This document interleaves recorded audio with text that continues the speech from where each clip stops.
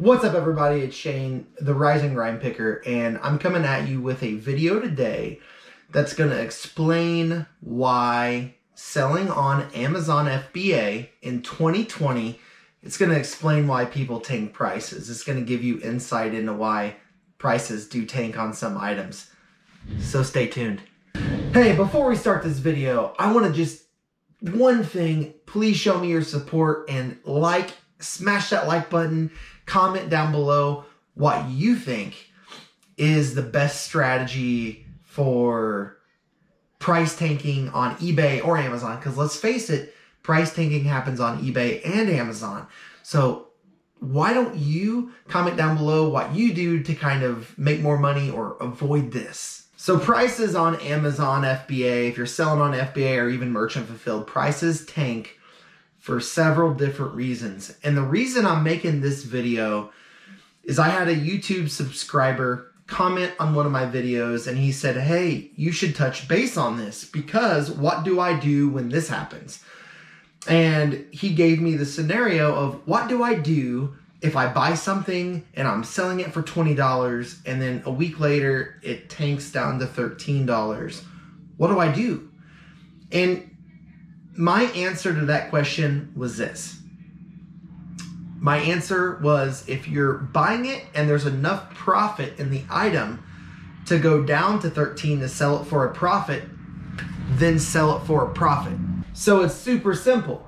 If I buy something for $1 and I'm selling it for 20 and making let's say 10 or let's say 7 or 8 or 9 and it tanks down to 15 or 16 and I'm making 4, I'm still going to follow the tank because I have a repricer. So the thing is, Amazon's built off volume. It's built off selling X units for as much as you can and as many as you can.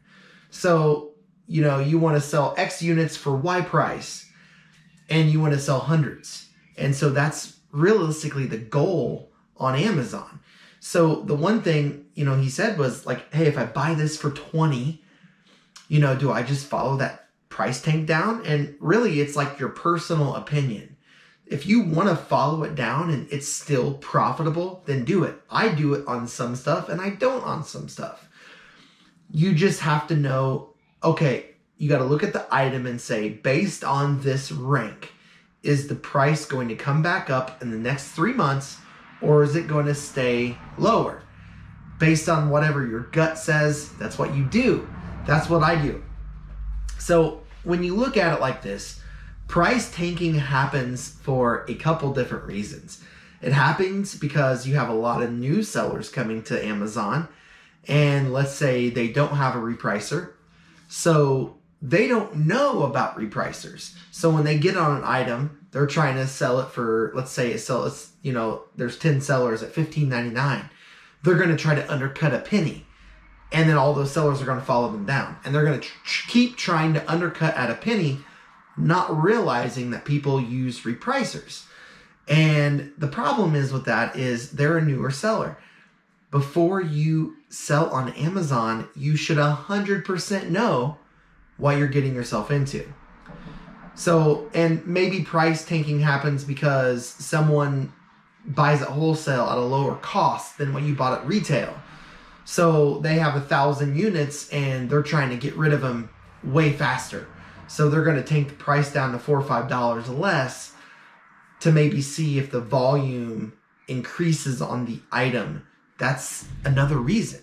So once you look at an item, if you go into your Amazon app on your phone, what you're going to look at is, let's say, I'm not going to show you any of my items, but I'm just going to kind of walk you through this. So let's say I pick an item and I click on it. Let's say I scan it and the item comes up on the main page and you see the little picture. Well, down where the price is, where it says $39.99 or $5.99, you click on that box and it goes to an Amazon calculator. And it shows you seller fulfilled and Amazon fulfilled and your profits and everything else. So what you want to do is click on that calculator, and that's what I set.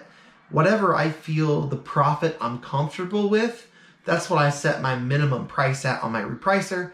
And obviously my max price is higher because if the price does go up, I want my price to go up so I can make more money. So that's what I do on my repricers. Now, why I'm saying this is because part of the price tanking is these newer sellers coming in, they don't know anything, and they're going to, I've seen this thousands of times in a month. A newer seller comes in on an item with 2 items and they undercut you by $5. Well, here's what happened. They probably sent that item in at that price because that was the price it was currently at when they seen it. By the time it hit the warehouse, the price had went up and they didn't have a repricer. So they came in at a super low price and didn't realize that other sellers were higher. So if you don't have a repricer, it's not going to automatically reprice when it hits the warehouse. And so it's going to come in at that low price and they're going to be down low until they check it again. So if it's down low for, a few days, that just means that they may not have checked it in a few days. So what you're looking at is you just have to hold. So what I do is I look at how much they have in stock, and it's pretty easy to figure that out. And if they have 3 or 4, I just let them sell out, and then I just continue selling at the same price I was selling at before. But to answer the YouTube subscriber that messaged me or that commented, to answer that question, should you follow the price down? If there's enough profit, if you're comfortable with the profit, if you're not taking a loss, follow it down. The thing is, you have a ton of sellers out there that are new and they are tanking the prices. But here's the thing. This is what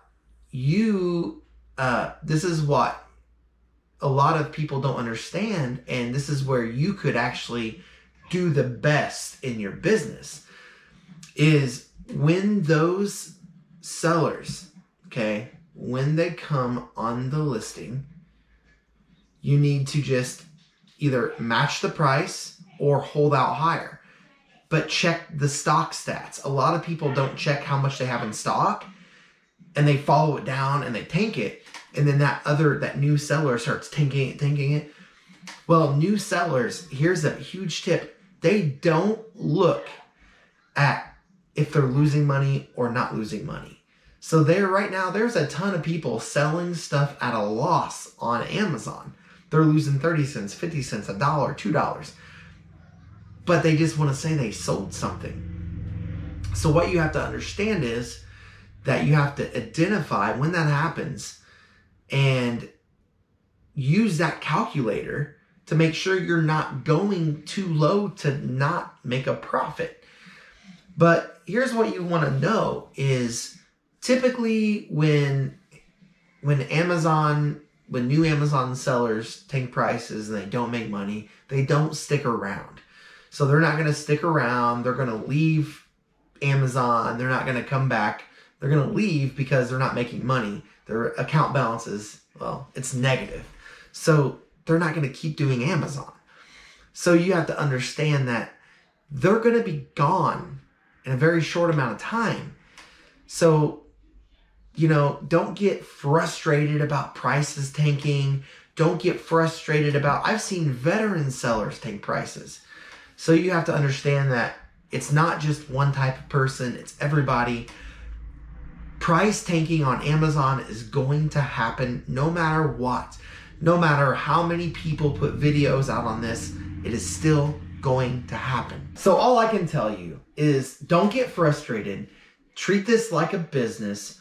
Work daily, source daily, ship daily. That's what you have to do. And if a couple prices tank, just hold your price.